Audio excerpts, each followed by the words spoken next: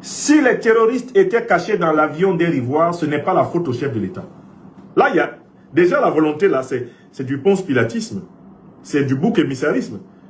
Si les terroristes étaient cachés dans l'avion Air Côte d'Ivoire, ce n'est pas la faute Air Côte d'Ivoire, ce n'est pas la faute au chef de l'État. Donc, en réalité, Amadou Koulibaly, porte-parole du gouvernement, nous donne une information que les autorités nigériennes, elles, ne nous l'avaient même pas encore donnée. Le président Tiani a dit, c'est Macron, c'est Ouattara, c'est Talon, mais il n'a pas donné les détails. C'est de la bouche même des coupables que la vérité sort. Humbedji dit que on est jaloux du Bénin. Il frappe un hors-sujet, ce qui est un aveu. Mais celui-ci, c'est vraiment un gros bêta. Amadou Koulibaly. Il est vraiment bête. Lui, il avoue. Il avoue quand il dit si les terroristes étaient cachés dans l'avion Air Côte d'Ivoire. Cela veut dire donc que les terroristes étaient cachés dans l'avion Air Côte d'Ivoire alors. Lui, il sait. Comment sait-il que les terroristes étaient cachés dans l'avion d'Air Côte d'Ivoire si les autorités nigériennes ne l'ont pas dit? Alors que lui, il est porte-parole du gouvernement ivoirien, c'est parce qu'il savait que l'opération se préparait contre le Niger. Vous comprenez? Raisonnement tout simple. Si les terroristes étaient cachés dans l'avion Air Côte d'Ivoire, ce n'est pas la faute au chef de l'État. Je rappelle que ni le président du Niger, son Excellence le général d'armée Abdourahmane Tiani, ni le ministre d'État, ministre de la Défense de la République du Niger, le général d'armée Salifou Modi, aucun des deux n'a parlé du contenu de l'avion Air Ivoire. Le mot Air Ivoire n'est sorti dans aucune de leurs communications.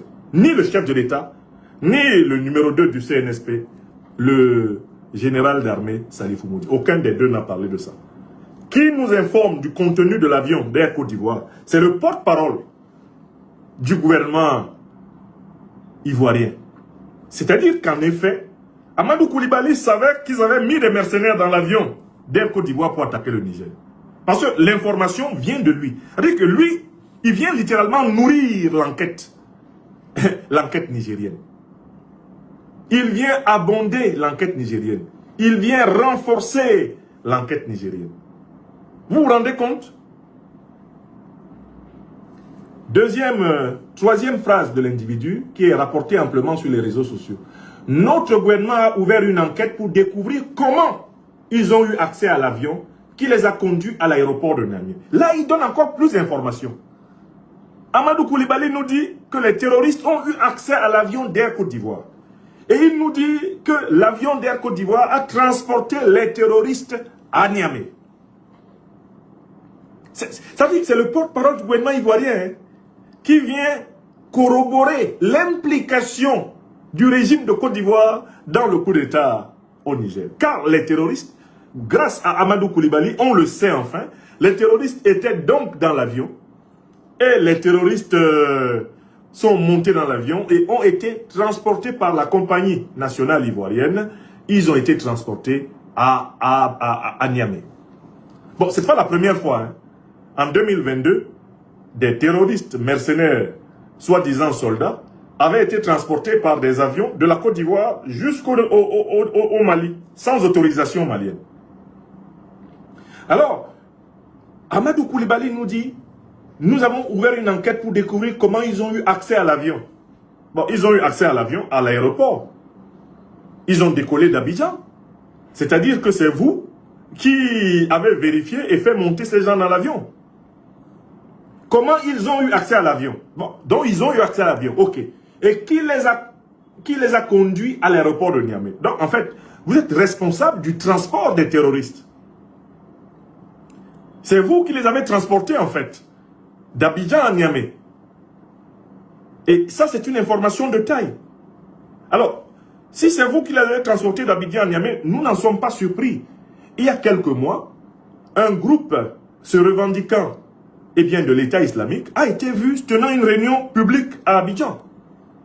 Est-ce que vous ne vous souvenez pas d'une vidéo qui a fait le tour de la toile, montrant des membres d'Al-Qaïda, des membres de l'État islamique, en réunion, en pleine ville d'Abidjan, lesquels se sont filmés en vidéo qu'ils ont publiées sur les réseaux sociaux.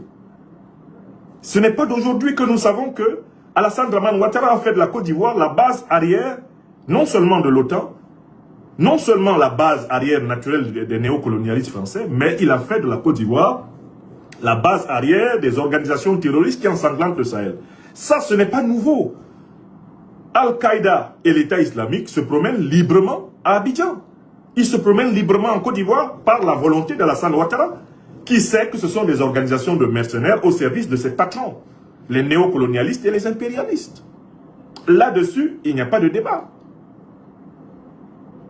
Donc, par contre, là où nous sommes impressionnés, c'est le degré d'indélicatesse, d'imprudence, le degré d'inintelligence de cet individu bedonnant, d'Amadou Koulibaly, qui vient... En fait, le président Tiani n'a même pas donné tous ces détails.